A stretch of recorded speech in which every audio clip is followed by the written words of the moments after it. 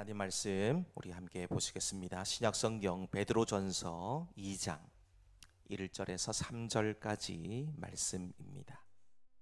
네, 다 찾으신 줄 알고 우리 한 목소리로 같이 읽겠습니다. 시작. 그러므로 모든 악독과 모든 기만과 외식과 시기와 모든 비방하는 말을 버리고 갓난아기들 같이 순전하고 신령한 젖을 사모하라. 이는 그로 말미암아 너희로 구원에 이르도록 자라게 하려 함이라. 너희가 주의 인자하심을 맛보았으면 그리하라. 아멘. 네, 한 주간 잘 살아오시느라 대단히 수고가 많으셨습니다. 고단하고 또 어렵고 힘든 시간들을 잘 견뎌 오셨습니다. 참 잘하셨고요. 참 수고 많이 하셨습니다. 살아가다 보면 이런 질문 해보실 때가 있지 않으십니까? 나 지금 잘 살고 있는 거 맞나?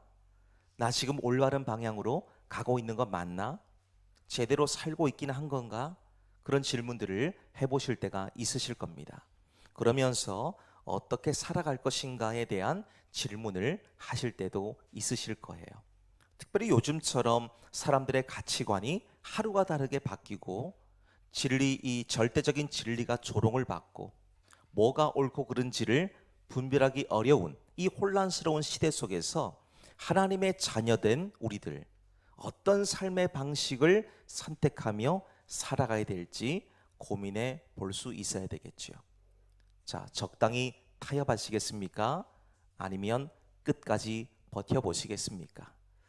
오늘 함께 읽으신 베드로전서의 이 말씀, 바로 이런 무거운 주제에 대해서, 무거운 질문에 대해서 아주 명확하고도 강력한 지침과 해답을 우리에게 제공해 주고 있습니다. 자, 오늘 본문의 말씀이 기록된 이 배경을 잠시 좀 설명을 드리면, 이 말씀을 기록한 베드로가 편지를 썼던 1세기 당시의 상황을 좀 보시면, 당시 로마 제국이 이 폭군 네로 황제의 통치 아래 있었습니다. 특별히 AD 64년경에 로마 시내에 대화재가 일어났습니다. 그러자 민심이 흉흉해집니다. 네로 황제가 모든 비난의 화살을 엉뚱하게도 그리스도인들에게 다 돌린 거예요. 자, 이때부터 초대교회 성도들을 향한 끔찍하고도 잔혹한 박해가 시작이 됩니다. 예수님을 믿는다는 이유만으로 직장에서 쫓겨나고요, 전 재산을 몰수당하기도 하고 로마의 원형 경기장으로 끌려가서 굶주린 사자들의 밥이 되기도 하고요, 십자가 매달려서 불태워지는 처절한 상황이 일어나더라는 겁니다. 자, 지금 베드로가 편지를 보내고 있는 때가 바로 그런 시대였어요. 세상으로부터 억울하게 미움을 받고 언제 죽을지 모르는 이 두려움에 떨면서 뿔뿔이 흩어져 지내던 성도들, 즉 이 땅이 우리 영원한 본향이 아니기 때문에 기꺼이 고난을 견뎌내는 영적인 나그네들을 향해서 영적 아버지 된 베드로가 지금 눈물을 머금고 펜을 든 거예요. 자, 만약 저와 여러분이 베드로라면 이들에게 어떤 편지를 좀 쓰시겠습니까? 저는 아마 이렇게 썼을 것 같아요. 여러분, 지금 일단 우리가 너무 위험하지 않습니까? 일단 살고 보셔야죠. 그러니까 당분간은 믿는 티를 좀 내지 말고 적당히 세상과 타협하면서 숨어 지내 보십시오. 훗날을 도모해야 되지 않겠습니까? 그렇게 말을 했을 것 같아요. 아니면 다 죽으니까요. 근데 베드로를 보세요. 그렇게 말하지 않습니다. 오히려 불같은 환난 속에서도 흔들리는 성도들을 향해서 이렇게 선포합니다.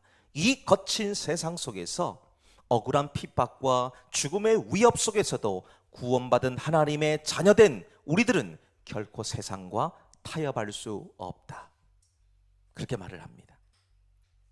자, 오늘 우리는 이 본문을 통해서 하나님께서 이 환난의 시대를 살아가는 우리들에게 원하시는 진짜 성도다운 삶의 방식이 뭐냐라는 것을 함께 살펴볼 수 있도록 하겠습니다. 자, 우리 1절의 말씀 다시 한번 보실까요? 함께 읽겠습니다. 시작. 그러므로 모든 악독과 모든 기만과 외식과 시기와 모든 비방하는 말을 버리고. 아멘. 자, 첫 번째 무엇입니까? 우리 영혼을 병들게 하는 옛 습성을 과감하게 버려야 된다는 것을 보실 수가 있습니다. 우리가 하나님의 자녀답게 제대로 살아가고 또 믿음이 자라기 위해서 제일 먼저 해야 될 것은 뭘 계속 얻는 것이 아니고요, 버려야 된다는 겁니다. 버리는 게 필요해요.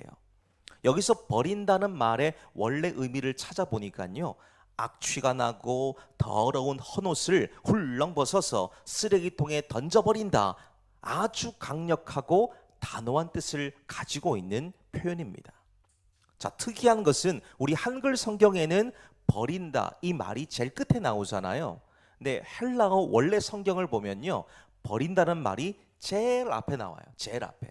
버려라, 버려라.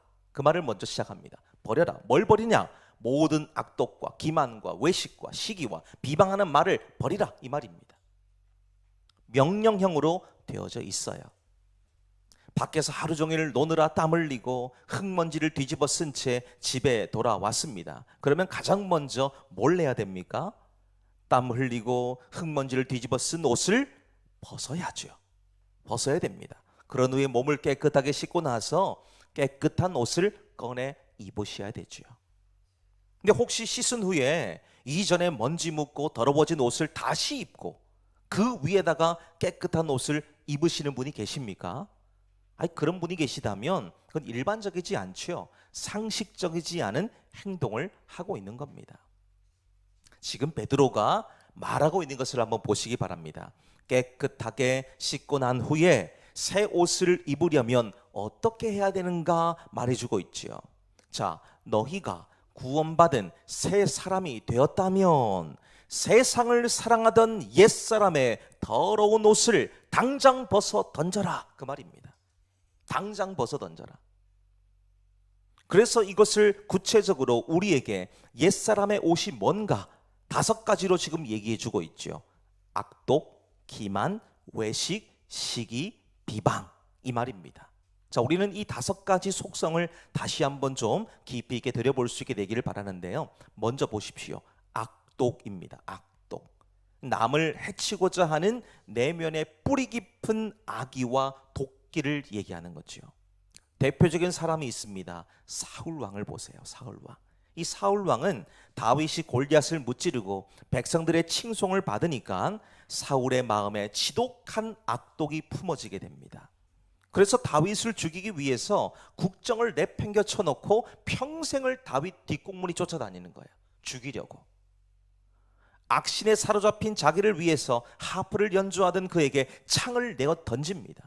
그 뿌리 깊은 적대감, 내 안에 억눌린 분노로 남을 파괴하려는 마음, 이것이 바로 악독이라는 거예요. 두 번째는 뭐가 되어 있습니까? 기만입니다. 기만. 자, 이 말의 어원은 참 흥미롭게도요, 물고기를 잡기 위해서 낚싯바늘에다가 꿰어놓은 미끼를 얘기하는 거예요. 자기의 이익을 위해서 겉으로는 웃고 있습니다. 근데 뒤로는요, 남을 속이고 함정에 빠뜨리는 겁니다. 대표적인 사람이 또 있어요. 가룟 유다입니다. 그는 겟세마네 동산에서 예수님께 다가와서 라삐여 안녕하시옵니까? 이렇게 말을 하며 입을 맞춥니다. 이 행동을 한 것은 예수님을 팔아넘기기 위해서 대적들과 미리 맞춘 신호였기 때문이에요. 내가 입 맞추는 자가 바로 그 사람이다. 그렇게 이미 얘기가 되어져 있거든요. 근데 당시 이 유대 사회에서 제자가 스승에게 다가가서 입맞춤을 한다는 것은 깊은 존경과 사랑과 친밀함의 표시였다는 겁니다. 근데 유다는 어떻게 했습니까? 가장 아름다운 사랑과 존경의 표현을 스승을 팔아넘기는 더러운 미끼로 사용한 것이지요. 이게 바로 기만입니다. 세 번째는 외식이라고 되어져 있죠. 외식. 연극 배우가 무대 위에서 가면을 쓰고 연기하는 것이 외식입니다. 예수님께서 바리새인들을 향해서 회칠한 무덤 같은 자들이라 이렇게 얘기하시죠. 무섭게 책망하셨던 것이 바로 이 죄악이지요.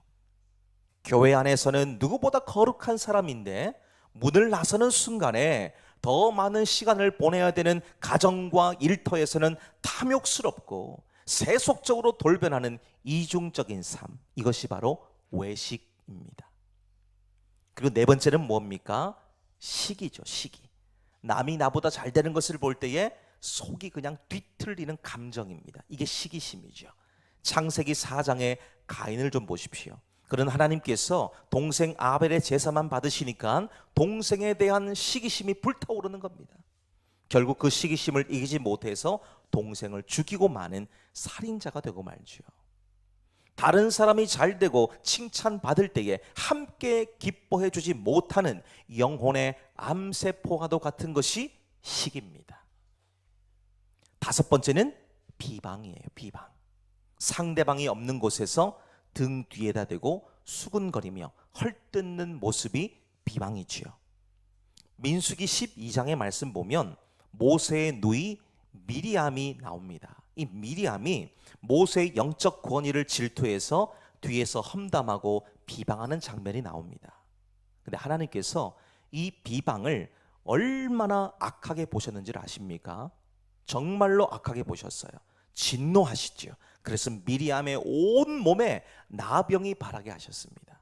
그래서 공동체가 일주일 동안 옴짝달싹도 못하게 그 광야 한가운데에서 일주일을 기다렸어야 됩니다. 얼마나 막대한 피해를 준 겁니까? 공동체에 해를 끼치는 존재가 미리암이었다는 거예요.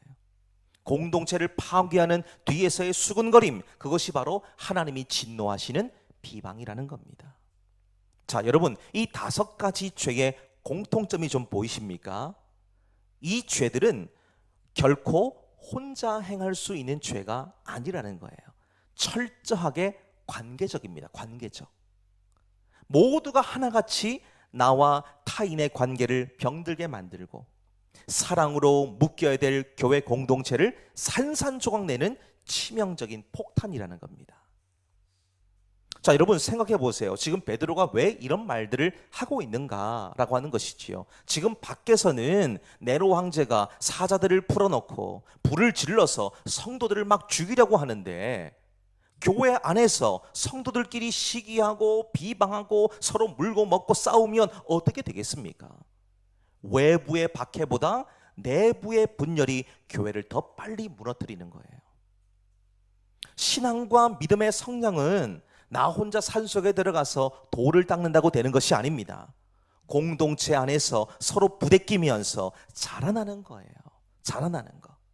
그 안에서 질서를 갖추고 사랑을 배우고 합력하여 선을 이루는 법을 발견하는 거예요. 사람과 사람이 살다 보면 서로 의견이 다를 수 있잖아요.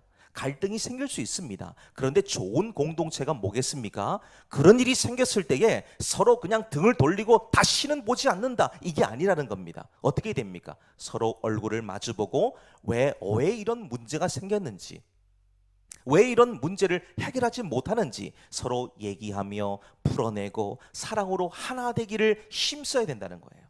이게 공동체입니다. 공동체. 그래서 베드로가 이런 영혼의 유익을 주지 않는 이런 것들을 단호하게 뭐하라는 거예요? 벗어라, 벗어라. 그거 다 벗어라 말씀하죠. 과거의 습관, 세상의 쾌락들, 내 악한 본성을 십자가 앞에다가 과감히 벗어 던지라는 겁니다. 그러면 또 이렇게 반문하시는 분들 계실 거예요. 아유, 나만 그렇게 살면 뭐합니까? 옆에 사람은 똑같이 저렇게 사는데, 남들도 다 그렇게 사는데 나 정도면 뭐 잘 사는 거죠. 뭘 얼마나 더 잘 살아야 됩니까? 라고 얘기합니다. 근데 여러분, 그 함정에 빠지지 마시기 바라요. 남들은 그렇게 살아도 우리는 잘 살아야죠. 주님 앞에서요. 주님 앞에서 잘 사셔야 됩니다. 적당하게 타협하면서 변화를 거부하게 되면 우리 영혼에는 중병이 되는 거예요. 중병. 결코 그곳에서 헤어나올 수가 없다는 것입니다. 자, 그래서 오늘 우리는 이 베드로의 강력한 권면을 받기를 원하신다면 나를 얽매는 죄의 옷, 익숙하고 편안해진 옛 습성의 옷을 과감하게 벗어던지는 거룩한 결단이 있어야 된다는 거예요. 힘드실 겁니다. 그런데 힘드시더라도 하셔야 됩니다. 사시려면 그렇게 하셔야 돼요.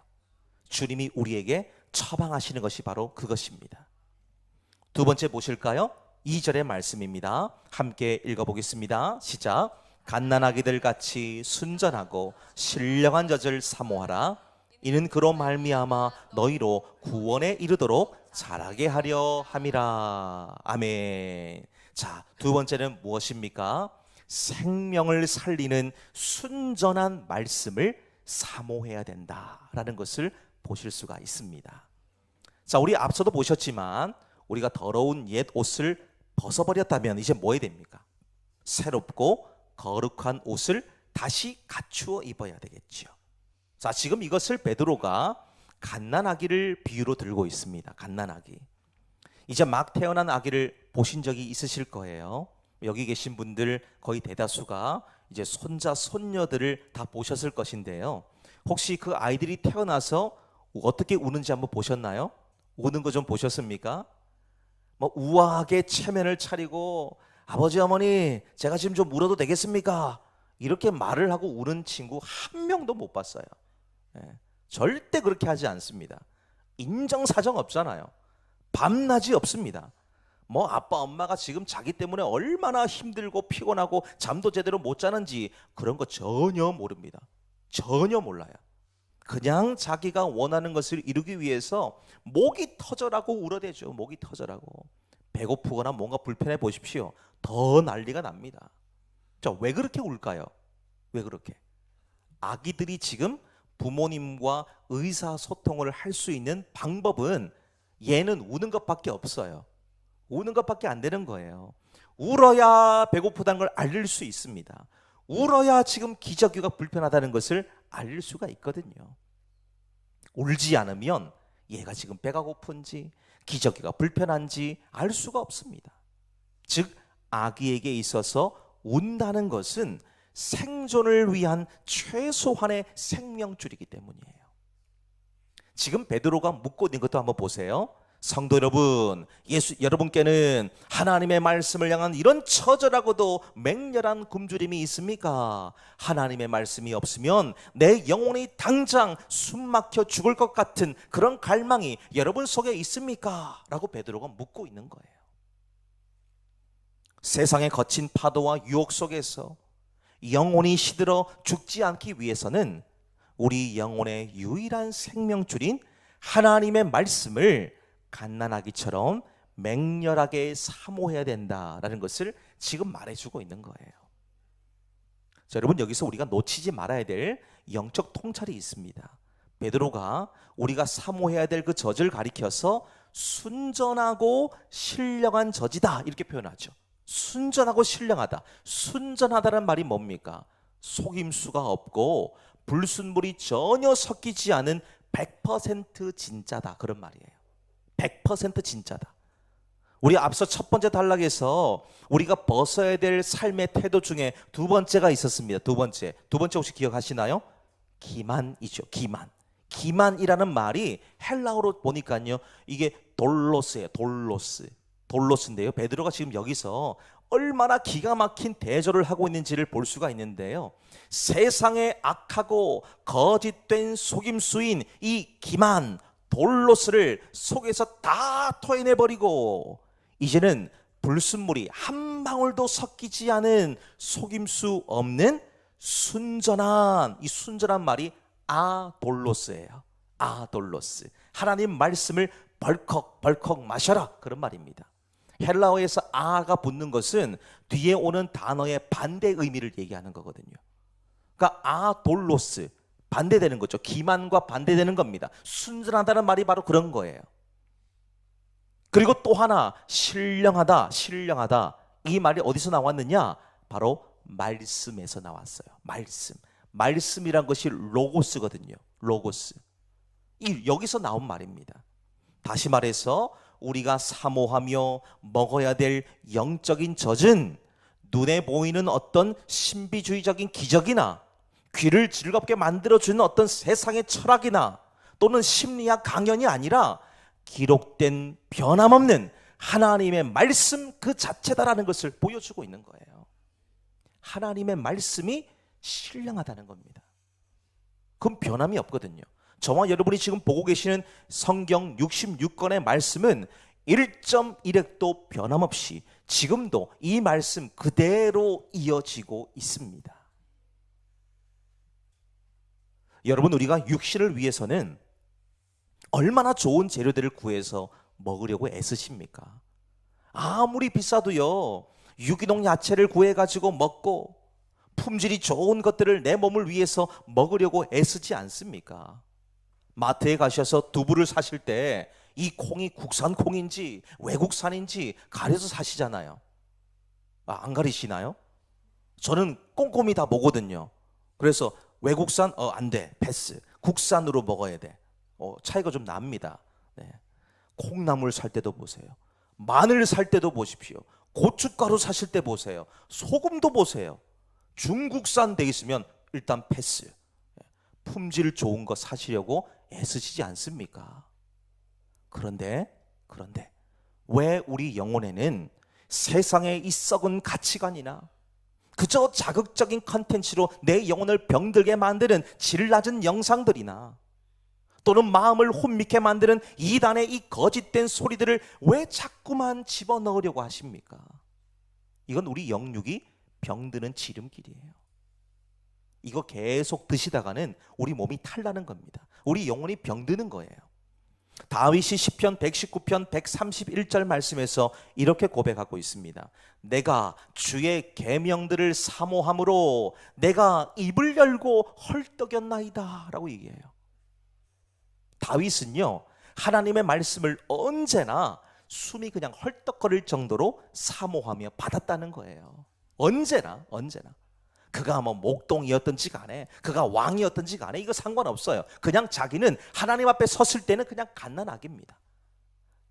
하나님, 저 부족해요, 모자라요, 저 할 수 없어요, 도와주세요, 제 손을 붙들어 주세요. 날마다 고백했던 것이 다윗이에요. 그러니까 시편 119편 103절 말씀에서는 이런 고백도 합니다. 주의 말씀의 맛이 어찌 내게 그리 단지요, 내 입에 꿀보다 더 답니다 고백합니다. 맛본 사람만이 아는 거예요. 맛본 사람만이. 하나님의 말씀의 맛을 맛본 사람만이 고백할 수 있는 겁니다. 탄성을 내지르며 하나님 말씀을 받는 자가 다윗이었다는 거예요. 오늘 저와 여러분이 살아가는 시대 속에서도요, 성도라고 하는 거룩한 이름을 받으며 살고 있는 우리들, 온전한 믿음으로 자라날 수 있는 길은 딱 한 가지밖에 없습니다. 다른 것이 없어요. 오늘 내가 이 말씀을 먹지 못하면 내 영혼은 죽는다. 이런 절박하고 간절한 마음으로 말씀을 읽고 듣고 묵상하며 살아가셔야 됩니다. 말씀을 읽고 듣고 묵상한다는 말이, 그 어원이 어디서 왔냐? 사자가 자기 앞에 놓여져 있는 먹이를 보면서 으르릉거리면서 그 먹이를 향해 집중하고 있는 모습이 묵상한다는 거예요. 하나님 말씀을 그렇게 우리가 받는다는 겁니다. 사람의 소리에도 귀를 열 때도 있어야 되겠지요. 그런데 거기에 너무 많은 에너지를 쏟지 마시기를 바랍니다. 그 소리는 들을 때는 달콤하고요, 맞는 말 같은데 시간이 지나면 그 소리는 우리를 병들게 만들고 넘어지게 만들 때가 훨씬 더 많습니다. 대신에 그럼 어떻게 될까요? 하나님의 말씀에 귀를 많이 여셔야 돼요. 하나님 말씀에. 그 말씀의 소리는 들을 때는 대단히 불편할 수도 있습니다. 아마 오늘 이 말씀을 들으시면서도 마음에 딱 와서 부딪히는 것들이 있으실 거예요. 목사님 왜 저렇게 말씀하시나? 너무 불편하다 생각할 때는 것들도 있으실 겁니다. 내 마음을 그냥 갈기갈기 찢어 놓을 때도 있습니다. 그런데 시간이 지나면 그 말씀은 내 영혼을 왕관의 보석같이 빛나게 만들고요, 잘 갈아져서 날이 바짝 선 칼이 되어서 대적들을 일격에 쓰러뜨리는 최고의 공격 무기가 되는 거예요. 그래서 여러분들의 그 칼날, 영혼의 칼날을 잘 가셔야 됩니다. 성령의 숫돌에다 올려놓고 잘 갈아 놓으셔야 돼요. 다듬어지셔야 됩니다. 갓난아기가 엄마 젖을 먹기 위해서 온 힘을 짜내서 울며 간절히 엄마를 찾듯이 우리 역시 오늘 하나님이 주시는 말씀의 신령한 젖을 갈망함으로 헐떡인 우리 영혼이 다시 생기를 얻고 소생할 수 있는 놀라운 은혜가 임하게 되시기를 원합니다. 세 번째 보실까요? 3절의 말씀을 함께 읽겠습니다. 시작. 너희가 주의 인자하심을 맛보았으면 그리하라. 아멘. 자, 세 번째는 무엇입니까? 우리 삶의 현장에서 주님의 선하심을 깊이 맛보셔야 된다는 겁니다. 자, 앞서 우리는 두 가지를 먼저 보셨죠. 영혼을 병들게 하는 옛 습성들을 과감하게 내어버려야 되지요. 자, 그렇게 버리셨다면 두 번째 뭐였습니까? 매일 말씀을 생명줄처럼 사모하며 살아가는 거, 그것이 우리를 살린다 그랬습니다. 두 가지를 보셨어요. 자, 그런데 이렇게 살아갈 수 있는 진짜 원동력이 뭘까 하는 것이죠. 진짜 원동력, 내 의지일까요? 내 결심일까요? 결코 아닙니다. 우리가 지금까지 얼마나 우리 자신에게 속아왔습니까? 우리 얼마나 오랜 시간 동안 결심했어요. 얼마나 다짐했습니까? 벌써 4월 말이에요. 이제 내일 모레면 이제 5월입니다. 5월. 2026년 시작한 지 엊그제 같은데 벌써 5월 달이에요. 시간이 너무 빨리 갑니다. 우리 이미 1월에 들어섰을 때에 어떤 결단하셨습니까? 어떤 목적을 갖고 2026년도 시작하려고 애쓰셨습니까? 잘 되어 오셨습니까? 그렇다면 너무 정말 축하할 일이고 손뼉 칠 일입니다. 그런데 우리 어떻습니까? 계속 넘어지죠. 계속 우리 결단, 다짐 무너지고 있습니다. 그러니까 다시 말하면 우리 힘으로는 안 된다는 거예요. 우리 힘으로는. 바로 죄인된 나를 십자가의 피로 살리시고 자녀 삼아주신 주님의 그 인자하심, 그 크신 사랑을 내가 이미 경험했기 때문에 이 경험을 가지고 우리가 살아가야 된다는 거죠. 그게 오늘 우리 세 번째 뭐였습니까? 우리 삶의 현장에서 주님의 선하심을 깊이 맛봐야 된다. 그 말과 연결되는 거죠. 자, 그래서 베드로가 다윗이 시편 34편 8절에서 고백한 것을 그대로 인용해서 갖고 왔어요. 너희는 여호와의 선하심을 맛보아 알지어다. 이 말을 그대로 지금 베드로전서 2장 3절에서 계속 얘기하고 있는 겁니다. 너희도 맛을 봐라. 맛을 봐야 맛을 알지. 그 말을 하고 있는 거예요. 그러니까 여기서 맛본다라는 말이 음식을 먹기 싫어가지고 그냥 혀끝으로 살짝 이렇게 데워보고 마는 그런 얕은 경험이 아니고요. 입을 크게 벌려가지고 꿀꺽 그냥 음식을 삼키고 그게 내 몸으로 들어가서 피가 되고 살이 되게 하는 가장 적극적이고 인격적인 깊은 체험을 얘기하는 겁니다. 깊은 체험. 예를 들어서 사과나 수박이 있다고 한번 가정해 보겠습니다. 그 과일이 얼마나 단지, 얼마나 수분이 많은지 책으로 수백 번 읽고 달달달 외운다고 해서 진짜 그 맛을 알 수 있습니까? 모르는 거예요. 그럼 어떻게 해야 될까요? 이거 알려면 내 손으로 껍질을 까서 한 입 크게 베어 물어봤을 때에 터져 나오는 과즙이 입안에 우리 입에 퍼지지요. 그때 이 고백을 할 수 있는 거예요. 아, 책에서 기록됐던 이게 이 맛이구나. 이 맛이구나. 이걸 알게 되는 거잖아요. 우리 신앙생활도 마찬가지입니다. 신앙생활은 머리로만 아는 지식이 아니에요. 주일날 설교 한번 듣고 고개를 끄덕이는 것으로 끝나서는 안 됩니다. 오히려 정말 중요한 것이 있어요. 월요일부터 토요일까지 이어지는 치열한 삶의 현장에서 말씀에 순종해서 살아보니까 정말 말씀에 기록된 대로 삶을 주님이 책임지시고 인도하시는 살아계신 하나님을 직접 맛보아 아는 것, 이게 진짜 신앙인 거예요. 여러분 삶에서 주님을 경험하며 사셔야 된다는 겁니다. 주일은 모여서 우리가 일주일 동안 6일 동안 살아가면서 입었던 내상들 있죠. 치료받아야 될 것도 있지 않습니까? 상처 입은 것 있잖아요. 마귀와 싸워서 얼마나 큰 상처를 입습니까? 그런 거 와서 치료받는 시간이에요. 치료받는 시간입니다. 그럼 오늘 이 시간에 오셔서 뭘 해야 됩니까? 그러면 아이고 나는 이렇게 큰 상처가 있구나. 얼마나 힘들었니? 위로해 주는 거예요. 서로.